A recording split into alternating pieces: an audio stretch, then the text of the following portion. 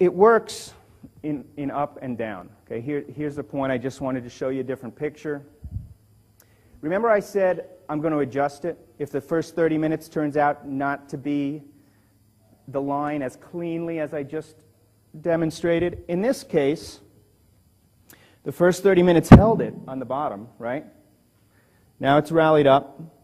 When it broke out of the first 30-minute high, it rallied a little, and then look what became the support.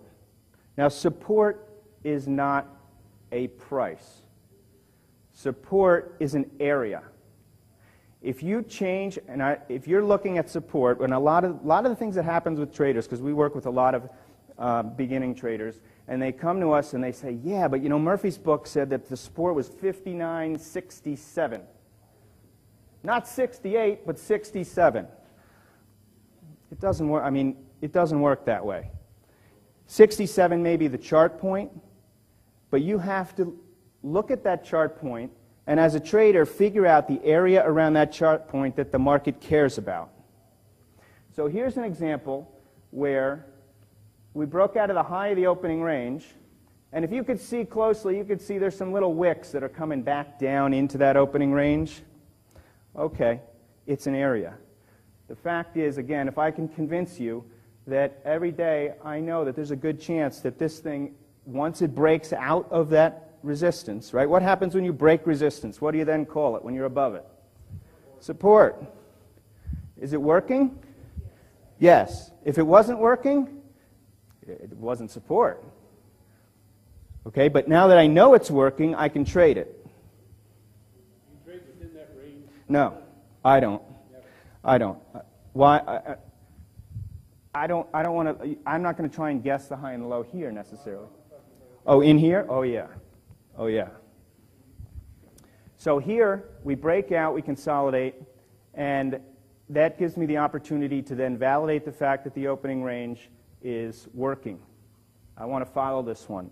Now, it could be that I just liked it and I bought it, and this is just working out well. It could also be I've got a second breakout, right? I've got a good level of support I'm breaking out from. Look where it came down to at the end of the day.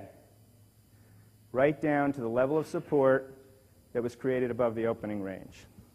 Okay, now I can't tell you in 30 minutes how to identify all the entries and exits. Like I said in the beginning of this, I want you to go home thinking, wow, if I look at the opening range, I'm going to see things in the market I didn't see. I'm going to see support and resistance that I didn't know was there. I can build a trading strategy around that. I can know that I shouldn't panic out right now because the support's there. Now, a reversal. Trading within the range. How are you going to know the difference between a breakout and a reversal? This gets back to my point earlier about the line. I've got a line here which is the low of my opening range. What you don't see here is that this is a gap higher. It's a significant gap higher. Earlier question. That means that the market's got some real power behind it. If I'm a day trader, I have reason to believe that if I'm reading the market that's just gapped higher, and it's holding that gap higher, that there's some merit to this. There might be some bullish action here. How do I know when to get in? How do I know when it's too dangerous to get in on the long side? How do I know when it's time to sell it or give up on it? If you come into the market with a bullish or bearish bias, you have to know when that bullish or bearish bias isn't working for you. That's what I'm showing you here. If you come into the market and say, I don't want a bullish or bearish bias, I just want to trade whatever direction it goes, you have to be, in my opinion, a little better of a trader, but that's what you can do here. Which direction is this thing going? It gapped up so significantly you don't even see where it closed the other day on this chart. So we've got a strong gap higher, starts to sell off, and this day might look familiar. You're going to get to know this day. Where my opening range low, really? It's the low of the candle that is a couple bars before the line starts, right? So that's the level. We break it a couple times, can't close below there. Every time, the two times we go through it, it just comes right back through. The low of the opening range is holding. Is it going to be a reversal? How do we know? I'm going to do this quickly just to give you a sense of how you can build in some really simple ways of looking at the market to define whether or not it's a reversal. So here's blowing up the same situation. We're going to look at this area.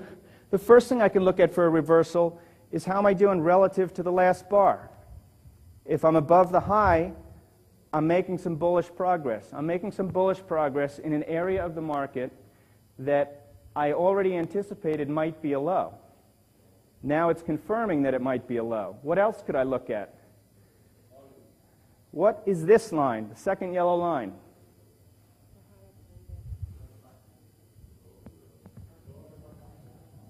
Say it again. It's the low of the 5 minutes. Okay? Remember I said the 5-minute opening range is important? So now this stock, the index, broke down out of the 5-minute opening range, couldn't go anywhere, couldn't get out of the low of the 30-minute range. Now it's closed back into the 5-minute opening range. The bears just didn't have it in them. The bulls are taking over. 2 reasons to think I might be reversing. Still within 1 bar of the low of the day.